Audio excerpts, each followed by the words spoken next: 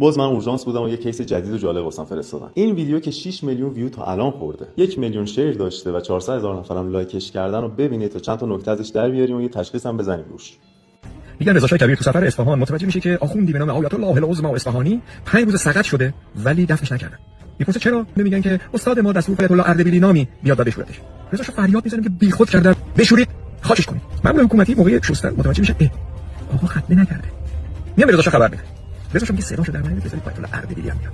آیت الله اردبیلی رو میارن خدمت رضا شاه. رضا شاه میگه لباسو بکن. میکنن لباسا رو میبینن به به. آقا رضا شاه فرمان میده، میگه همه آخوندا باید معاینه بدنی بشن. اصلا ببینیم اینا مسلمان هستن نیستن، اصلا ایرانی هستن نیستن.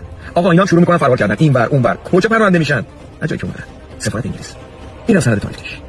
نکته اول، اگه منظورت از آیت الله اصفهانی اینه که این عکس اصلا مربوط به یه درویش رندوم تو زمان قاجار، اصلا آخوندم نیست. این عکس هم آنتوان سوریوگین گرفته، یه عکاسیه که زمان قاجار اومده ایران. آلبومش هم میتونید تو این سایت ببینید. اما اگه نه منظورت آیت الله اصفهانی واقعیه، اون که اصلا سال 1325 مرده، یعنی 5 سال بعد از اینکه انگلیس رضا شاه کبیر رو فرستاد جزیره موریس. جلوتر باز داستان جالب‌تر میشه. این عکس رو نشون میده و میگه که اینم سند فرار آخوندا از دست رضا شاه به سفارت انگلیس. ولی خب توی آنتیفکت یه چیزی یاد دادم، جستجوی معکوس تصاویر. این عکس اگه بریم دنبالش بگردیم می‌بینی که عکس یکم بلندتره، بزرگتره، یه جایشو زده، بریده، بالا پایینش می‌خواستم ما نبینیم. مگه چی نوشته بالا پایینش؟